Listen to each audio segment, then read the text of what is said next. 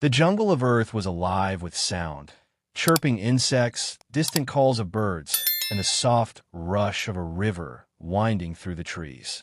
For the Varkuun strike team, it was disorienting. Their species came from a quiet, desert world where predators were scarce. Here, every sound felt like a warning, every shadow like an ambush. Commander Rizil adjusted his breathing mask and signaled his squad forward. Remember the orders. Strike hard, strike fast. Terrans are disorganized, primitive. The Council wants this colony crushed before they spread further. But even as he spoke, a gnawing unease crawled through his mind. Reports about humans had been inconsistent. Some painted them as fragile and reckless, others as resilient beyond reason. Still, the Council had insisted. Earth was to be subdued. The first sign of trouble came quickly. A soldier at the rear disappeared with a muffled scream. No plasma fire, no obvious attack, just gone. When the squad doubled back, they found only a snapped branch and faint boot prints in the mud. Terrans, one soldier hissed, mandibles clicking nervously. They pressed on, more alert now. The deeper they went, the more it felt like the planet itself was against them. Vines snagged equipment. Insects stung through armor. The air was heavy with humidity, making every breath an effort. And always, there was that feeling of being watched. Hours later, they reached the ruins of an abandoned human outpost. Metal walls were scorched and twisted, as if torn apart by something more than fire.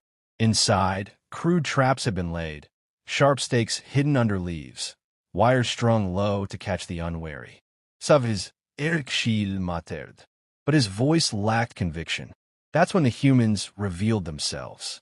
A flare arced into the night sky, flooding the clearing with red light. From the tree lean, figures emerged, lean, mud-streaked, eyes hard and unyielding. They wore no heavy armor, carried no energy shields. Yet the confidence in their movements was undeniable. The first volley came not from plasma rifles, but from silent projectiles. Arrows, knives, even sharpened rebar, each one striking with deadly precision. A Varkuun soldier went down gurgling. Another fell clutching a pierced throat. The aliens returned fire, plasma bolts searing through the jungle. Trees exploded in flame, but the humans had already vanished into the shadows. "They're everywhere," a soldier cried. Rizil snarled, forcing his troops into formation. But discipline shattered quickly. Every time they thought they had cornered the humans, the Terrans struck from another angle. Ambushes, traps, sudden bursts of coordinated violence. These weren't random attacks. They were hunts. Hours blurred into chaos. Soldiers vanished one by one, dragged into the undergrowth or picked off from above. The jungle became a labyrinth of death. The Varkuun, elite warriors by galactic standards, were being dismantled by an enemy that had grown up on this world, had evolved to thrive in it. Finally, Rizil found himself alone, plasma rifle clutched tight, heart pounding in his chest. His squad, his proud, disciplined soldiers were gone. A voice came from the darkness. "Calm, cold, human. You thought you could fight us here? On Earth." Rizil spun, weapon raised, but the human was already behind him.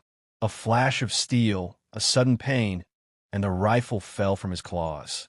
The human leaned close, face streaked with camouflage paint, eyes burning with something primal. You don't fight predators in their den. You don't fight humans on Earth. Out here, we're the environment, and the environment always wins.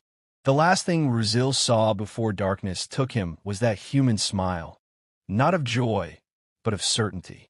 When the Varkuun fleet sent reinforcements days later, they found nothing. No bodies, no weapons, no sign of the strike team. Only the endless, whispering jungle and the unsettling knowledge that Earth was no place for invaders. The Council would learn, as so many others had before. Fighting humans on their homeworld wasn't just a mistake. It was suicide.